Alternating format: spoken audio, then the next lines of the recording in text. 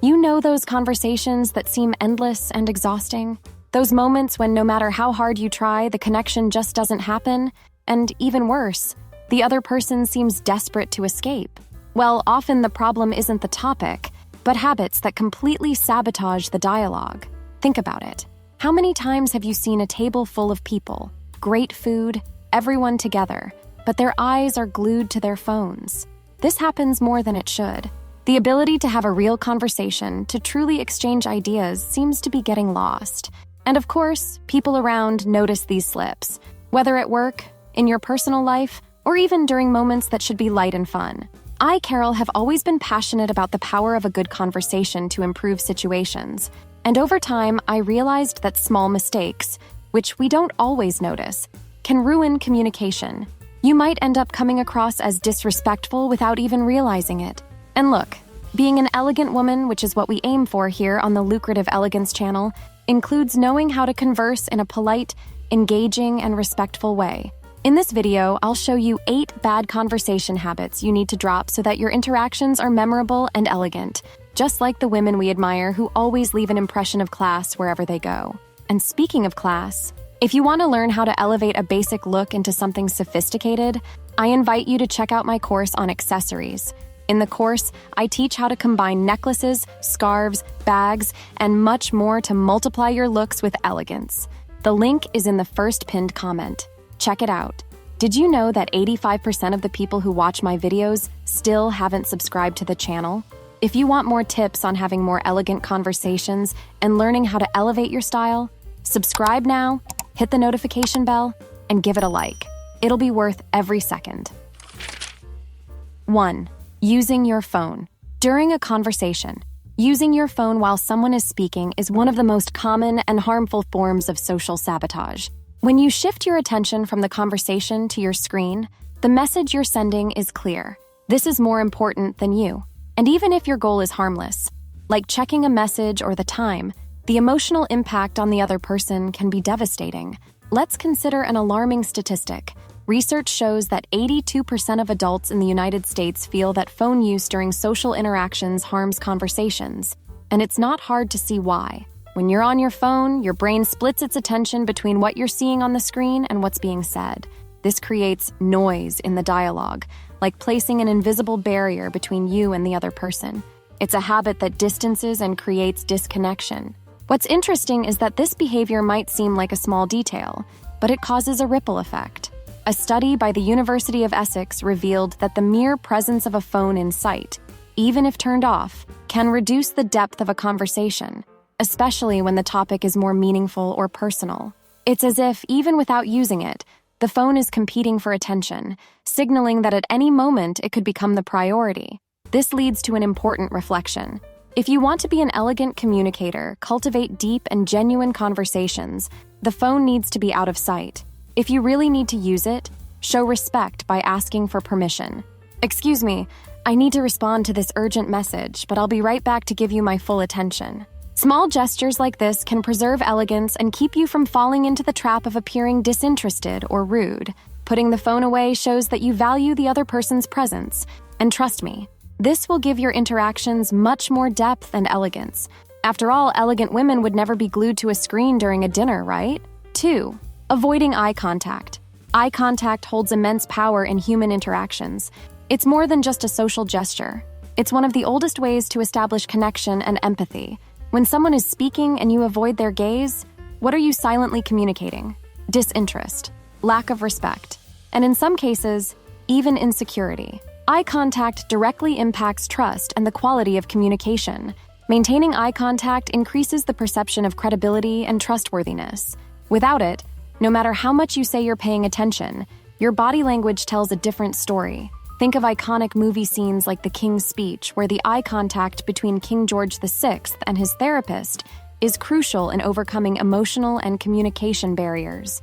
Throughout the film, the importance of looking the other person in the eye symbolizes trust, overcoming challenges, and, above all, the strength of a real connection. Avoiding eye contact, on the other hand, suggests weakness and disconnection, something that can destroy any conversation. Even outside of films, this principle applies universally.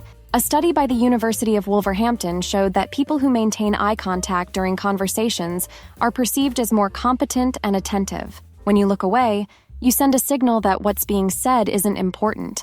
Even small gestures like not looking someone in the eye when they're sharing a story can create discomfort or even offense. And let's face it, that's exactly the kind of impression we want to avoid. Truly elegant women understand that eye contact is a powerful tool. It demonstrates respect, connection, and, above all, humanity. It's not about staring, but rather balancing the exchange of glances to make it clear that, in that moment, the person speaking is your priority. The next step? Start paying attention to what your eyes are saying. After all, as Shakespeare said, the eyes are the windows to the soul. And an elegant soul, my friend, doesn't look away. 3. Monopolizing the conversation. The me effect. Imagine watching a movie where only one character talks the entire time, without giving space for others to interact. Boring, right? Now bring that to real life. When you monopolize a conversation, that's exactly what's happening. You're turning the dialogue into a monologue, eliminating any chance of genuine exchange. Monopolizing a conversation may seem harmless, but it's strongly linked to narcissistic behavior. According to a study from the American Journal of Psychiatry, people who dominate conversations tend to show narcissistic traits, as they are more concerned with being heard than with listening to others. This not only reduces the quality of the interaction, but can also lead to frustration and alienation. Want an example? Remember that episode of Friends where Ross is obsessed with talking about dinosaurs and his work at the museum, while everyone around him seems to be in another universe? Ross monopolizes the topic, making the conversation unbearable and disconnected. What does this cause? Distance. No one engages, and the connection breaks down. A study by Harvard Business School revealed that talking excessively about oneself activates the same brain areas associated with pleasure, much like eating or receiving rewards. It's no wonder so many people get caught up in self-centered conversations. Unconsciously, it makes them feel good. But ironically, this behavior has the opposite effect on the listener, who feels disconnected and undervalued. The solution is simple but powerful. Take pauses and give space to others. Instead of dominating the conversation, ask questions that encourage dialogue, like, "What do you think about this?" Or, "How was your experience with that?" A practical tip? Try following the 2-minute rule. After speaking, stay silent for 2 minutes and actively listen to what the other person has to say.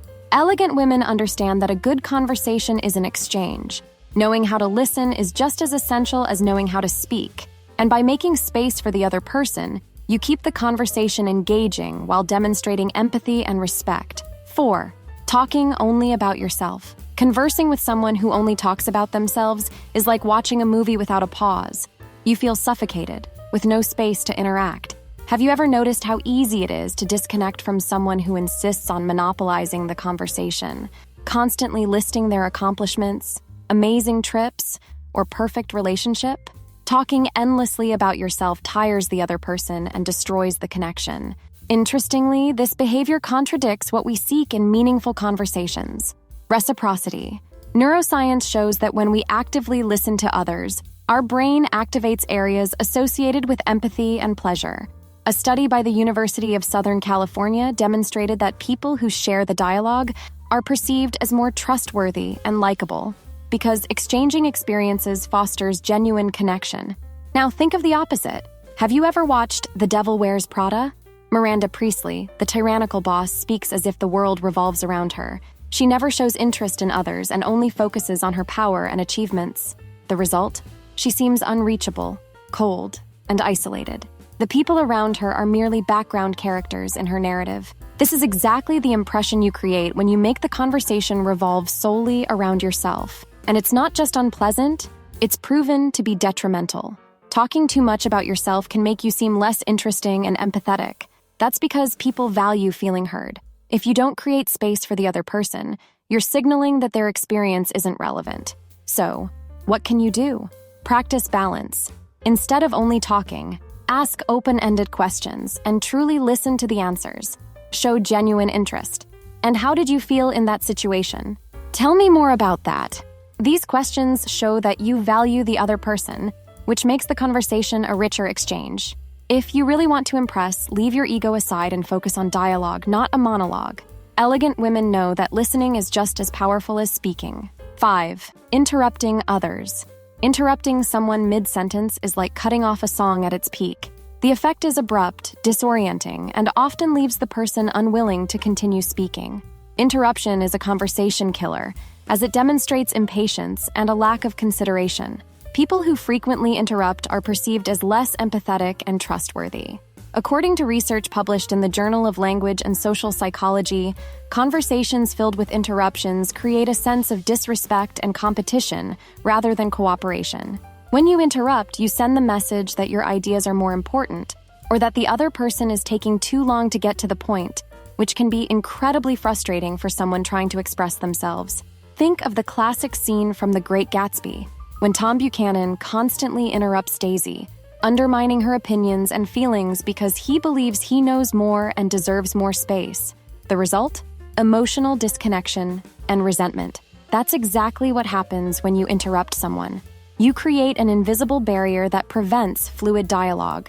While there are moments when interruptions may be necessary, like in an interview or when time is limited, how you do it determines the elegance of the interaction. The Harvard Business Review suggests that, in business settings, polite and well-timed interruptions can be effective as long as they aim to enhance the conversation and not dominate it. For example, instead of abruptly cutting someone off, wait for a natural pause and offer a contribution that adds value to the discussion. In personal life, however, the effect of interrupting can be devastating for relationships. Couples who frequently interrupt during intimate conversations report higher levels of dissatisfaction and unresolved conflicts. That's because interruptions destroy the dynamic of active listening, which is essential for mutual understanding. The solution? Practice patience. A good conversation is like a dance. There are moments to speak and moments to listen. If you feel an urgent need to intervene, ask yourself, is this really necessary right now? Often what seems urgent in your head can wait a few more seconds, allowing the other person to finish their thought. And when it is truly necessary to interrupt, do it with respect, using phrases like, "Can I just add something before we move on?" Elegant women speak well and know how to listen. The ability to wait, to give space to the other person, is what transforms an ordinary conversation into a meaningful and memorable dialogue. 6. Fidgeting. Have you ever been in a conversation where the person in front of you couldn't stop moving, bouncing their leg, tapping the table, or constantly shifting positions? These behaviors, often unconscious, can send messages that go beyond words. Body language plays a crucial role in communication, accounting for up to 55% of the impact of a message. When someone fidgets during a conversation, they may be signaling impatience, discomfort, or even disinterest. These nonverbal cues can undermine the effectiveness of communication, even if the words themselves are carefully chosen. On the flip side, staying completely still can also be interpreted in various ways depending on cultural and individual context. The key is balance. Being aware of your gestures and movements can help you convey your message more clearly and respectfully. To cultivate more elegant and effective communication, it's important to be mindful of your movements. Recognize and control gestures that may indicate nervousness or impatience. Observe others' body language. Learn to interpret nonverbal cues from others and adjust your approach accordingly. Seek feedback. Talking to trusted friends or colleagues can help identify nonverbal habits you may not notice yourself. Communication goes beyond words. Your body also tells a story. 7. Giving unsolicited advice. Giving advice might seem like an act of kindness, but when it's unsolicited, it can come across as intrusive. Often, when hearing someone's problem, our automatic reaction is to try and solve it. However, few things can feel more irritating or invasive than advice no one asked for, whether it's about relationships, career choices, or even medical decisions. Research shows that most of the time, people aren't looking for solutions when they share their problems, but for empathy. What people really seek in moments of vulnerability is understanding, not instruction. When you give unsolicited advice, the message you send is that you believe you know more than the other person about their own life, which can feel demoralizing. Think of the classic example from the movie Eat, Pray, Love, when Elizabeth Gilbert is going through an existential crisis. What she truly needs is emotional support, not a list of solutions on how to fix her life. It's her life, and she needs time to process it. Similarly, when someone comes to you to vent, they often want to feel heard and validated, not told what to do. Moreover, unsolicited advice can have the opposite effect of what's intended. Offering advice without being asked can create resistance or even tension in personal relationships, making the other person feel like their autonomy is being disrespected. Giving advice in these situations can be perceived as an attempt to control, weakening the bond between the people involved. To be an elegant communicator, the key is to practice active listening. Instead of immediately offering solutions, ask, "Would you like my opinion on this? Or would you prefer to just vent?" Simple phrases like this show that you're available to support the person in the way they need, without invading their space. This demonstrates empathy, respect, and, above all, the ability to know when it's the right time to speak, or to remain silent. Elegance isn't about always being right or having the best answers, but about knowing when to keep them to yourself. 8. Dismissing the other person's contribution. Have you ever been in a conversation where your opinion was completely dismissed as irrelevant? The feeling is one of frustration, as if your voice was silenced. When you ignore or devalue what the other person says, you're essentially saying that their perspective doesn't matter. In a society where conversations are essential for building connections, this behavior is incredibly damaging. Being ignored or having your contributions dismissed triggers the same response in the brain as social exclusion. This creates a sense of isolation, lowering self-esteem and harming communication between both parties. Disregarding what someone brings to the conversation, whether verbally or through body language, has a profound impact on both personal and professional relationships. A classic example of this behavior can be seen in The Devil Wears Prada, where Miranda Priestly often brushes off her subordinates' opinions as if they were insignificant. The result? Her employees feel intimidated, demotivated, and incapable of fully contributing. This kind of attitude destroys team morale and stifles the development of innovative ideas and enriching conversations. Leaders who value all opinions, even when they disagree, foster more productive and creative environments. This also applies to our personal interactions. By respecting others' viewpoints, even if they differ from our own, we show that we value each person's individuality and unique experience. Instead of dismissing an opinion as irrelevant, the elegant response is to build on it. Phrases like, "It's interesting to see it from that perspective," or "Let's consider that before returning to the main point," demonstrate respect for the other person's view without losing the focus of the conversation. This attitude not only keeps the dialogue flowing, but also strengthens the bond between the participants, creating a richer and more meaningful exchange. Elegant women understand that conversations aren't about who is right or wrong, but about how we can learn and grow from the different perspectives presented to us. Showing respect for others' ideas, even when we disagree, is what distinguishes a good communicator from an exceptional one. Now that we've discussed these 8 bad conversation habits you should avoid, have you thought about how much better your communication could be if you applied these tips? Think about it. A conversation where you are elegant, know how to listen, and express yourself with respect goes far beyond just talking. It creates real connections, makes you memorable, and sets you apart in any situation. But here's an important question. What about when you not only speak, but also behave in a socially inappropriate way? How could small etiquette mistakes in your daily life harm your interactions? If you want to discover how to correct these missteps and become a reference of class, you need to check out the video, 13 Terrible Social Etiquette Mistakes, and How to Fix Them. It will show you exactly what to avoid so that your actions speak as well as your words. If you really want to master the art of elegance, you'll love my course on how to use accessories with sophistication. I'll teach you how to elevate your looks with necklaces, bags, scarves, and much more. The link is in the first pinned comment. Want to be seen as a woman who exudes style and good taste? Then you can't miss it. And of course, if you enjoyed this content, subscribe to the channel and leave a like. If you're looking for more success and want to learn how elegance can be your greatest ally, you're in the right place. Comment below. Conversations that connect. I'd love to know what you think. And have you ever wondered how small choices, like the right perfume or shoes, can completely change the way people perceive you?